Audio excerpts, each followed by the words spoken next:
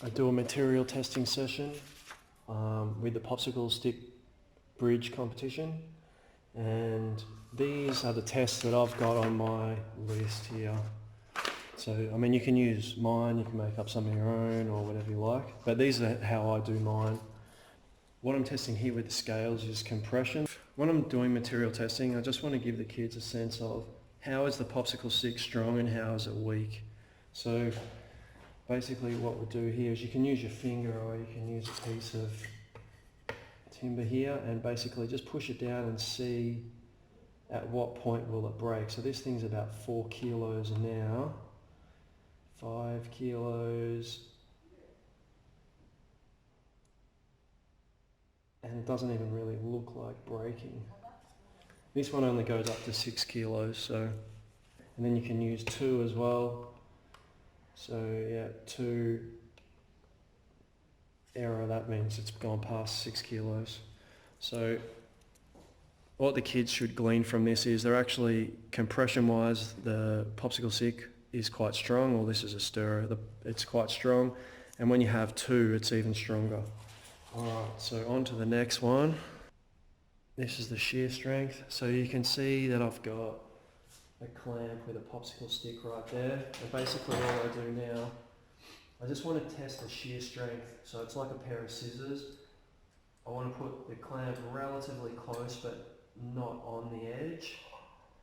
Alright, and you might want to even try and make it so that it's an even weight. Yep, but not have the clamp touch anything either. And then basically what we'll do,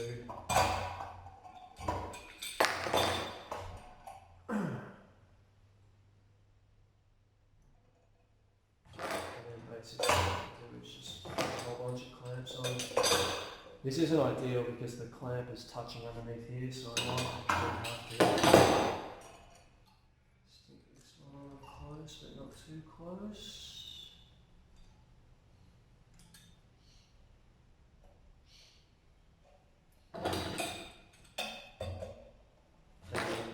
Clamps on, it's starting to go already, I can see a little bit. Just tell the kids to watch their feet too. And it's still going, so I just keep putting clamps on there until it breaks.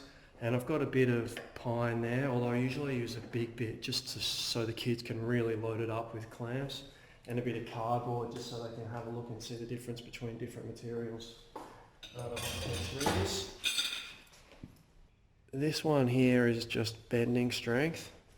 So this is quite a quick one to do. I've got my little jig here with all my different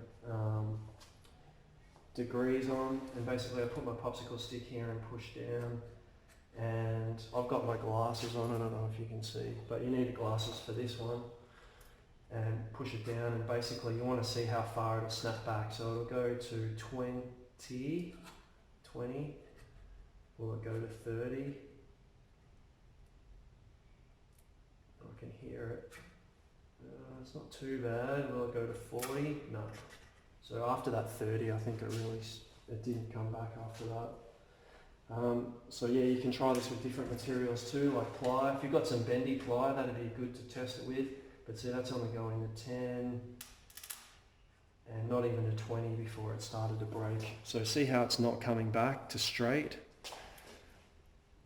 That basically means that it's out. So this is the tensile strength test. This is my little jig here, and all it does is just make sure that the Popsicle stick stays even. If I put the Popsicle stick way up here, it'd swing all the way around. So basically I'm just putting that on, and you don't want any interference with it either. You might find that I have to hold it up and basically just keep putting clamps on it while it's straight. So you can put them all in here. It's usually pretty strong tensile wise, so you can actually put more clamps in here, however many you've got. Just obviously make sure that your feet are out of the way. And this is 1, 2. You can use another material in there if you want to. You want to use something pretty, you don't want anything too much though, because the stronger it is, the more time it will take for them to run the test. Alright, on to the next one. Now this is the last one, and basically, where can I put this? Here. Yep, this is the last one. This is just basically the gluing up test. So what I do is I've just got a couple of questions on here they can answer. So how long does it take to dry? Test the strength of a joint, a butt joint, overlaid joint, because that's important in this. Test how much stress it takes to break the joint. Is there an easy way of gluing? Hold the popsicle, put it on the table, etc., etc. One of the most important things that isn't here is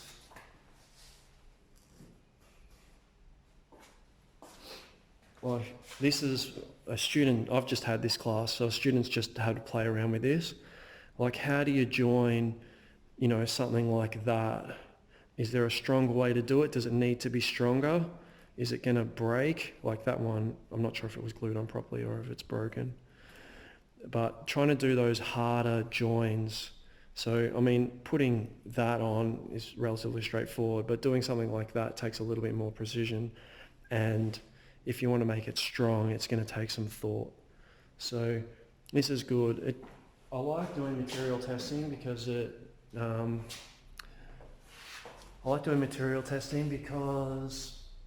it gives students an insight into doing it. It is important, especially for stuff like this, that the material they're using is the right material. Because if they don't know anything about the material, you can lose before you even start. Secondly, obviously they're doing this in their folio work, or they should be doing this in their folio work when they go into, year 9, 10, VCE or whatever they're doing. Their folio stuff will need it. And it's a bit of fun as well, like they get to come in and break stuff and they enjoy it. It kind of breaks it up from the theory.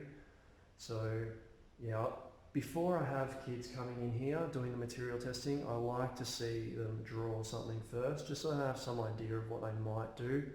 So showing them, different shapes and stuff in the video, that kind of gets them thinking a little bit, and then they start drawing some triangles and stuff, and then they come in here and start having a play around with it. I don't let students keep anything that they've done during the material testing. I like to keep it like a competition, everyone's on the same foot, people aren't starting at different times. So all this stuff here that people have had a go at, I'm putting it in the bin basically. They don't get that much time to play around too much anyway, but if they can start getting their ideas out and having to play around, then it's definitely a good one. I'm not sure if I can think of anything else.